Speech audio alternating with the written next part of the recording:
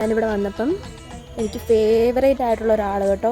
അതുകൊണ്ട് അമ്മൂമ്മയുടെ കൂടെ വിളക്ക് കത്തിക്കാൻ ഞാനും ഇന്ന് പോകുന്നുണ്ട് കേട്ടോ. ഇന്നെന്നല്ല, പണ്ട് വെക്കേഷൻ വരുന്ന സമയത്ത് ഞങ്ങൾ കൊച്ചുമക്കളെല്ലാവരോടും ആയിരുന്നു പോകുന്നത്. അന്ന് നല്ല രസമായിരുന്നു. അമ്മൂമ്മ ഇങ്ങനെ ഓരോ ജോലി ഡിവൈഡ് ചെയ്ത് തരുമായിരുന്നു. അതിൽ ഏറ്റവും കൂടുതൽ മത്സരം ചെയ്യുക ഭഗവാന്റെ പുടവ കഴുകുന്നതിലായിരുന്നു.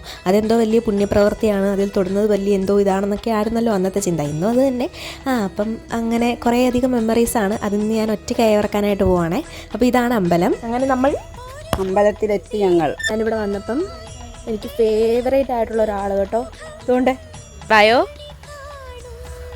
എനിക്ക് ഇഷ്ടമാണെന്നറിയാവോ, എനിക്ക് എന്ത് ഇഷ്ടമാണെന്നറിയാവോ. ഞാൻ പുല്ല് വെച്ച് തരാം കേട്ടോ. പിന്നെ നമ്മൾ പശുക്കുട്ടിക്ക് വെള്ളമൊക്കെ കൊടുത്തിട്ടുണ്ടായിരുന്നു കേട്ടോ. ശരിക്കും ദാഹിച്ചിരിക്കുമായിരുന്നു. നന്നായിട്ട് ആൾ വെള്ളമൊക്കെ കുടിച്ചിട്ടുണ്ടായിരുന്നു കേട്ടോ. പിന്നെ കുറച്ച് നേരം കഥയൊക്കെ പറഞ്ഞൊരു ഉമ്മയൊക്കെ കൊടുത്തിട്ട് ഞാൻ തൂക്കാനായിട്ട് പോയേ. തൂത്ത് നമുക്ക് വിളക്ക് കത്തിക്കണം. തൂക്കുന്നതിനിടയിൽ അപ്പുറത്തെ വീട്ടിലൊരു കൊച്ചുണ്ട്. അവൻ ഇടയ്ക്കിടയ്ക്ക് അമ്മൂമ്മയെ കാണാൻ ഇവിടെ വരാറുണ്ടെന്നാണ് പറഞ്ഞത്. പായസം കഴിക്കാറുണ്ട്. ഇവിടുത്തെ പായസത്തിന് നല്ല ടേസ്റ്റാണ് കേട്ടോ. അപ്പോൾ അവൻ സ്കൂൾ വിട്ട് ഇടയ്ക്കിടയ്ക്ക് ഇങ്ങോട്ടൊക്കെ വരാറുണ്ട്. അങ്ങനെ അമ്മൂമ്മ പിന്നെ വിളക്ക് കത്തിക്കാനായിട്ട് പോയി. വിളക്കൊക്കെ കത്തിച്ചതിന് ശേഷം നമ്മൾ ചന്ദനമൊക്കെ തൊട്ട്, അതായത് പൂജയൊക്കെ കഴിഞ്ഞിട്ട് ചന്ദനവും സിന്ദൂരമൊക്കെ കിട്ടുമല്ലോ, അതൊക്കെ തൊട്ടതിന് ശേഷം അമ്മൂമ്മ ഇലയൊക്കെ കീറി പായസം തന്നു. ഞങ്ങൾക്ക് അമ്മൂമ്മ ഇങ്ങനെ ഒരുമിച്ച് പായസം തരുന്നതൊക്കെ എനിക്ക് ഓർമ്മ വന്നു കേട്ടോ. അങ്ങനെ ഞങ്ങൾ പായസമൊക്കെ കഴിച്ചു. നല്ല ടേസ്റ്റുള്ള പായസമാണ്, ചുമ്മാ പറയാൻ സത്യമായിട്ട് നല്ല പായസമാണ്.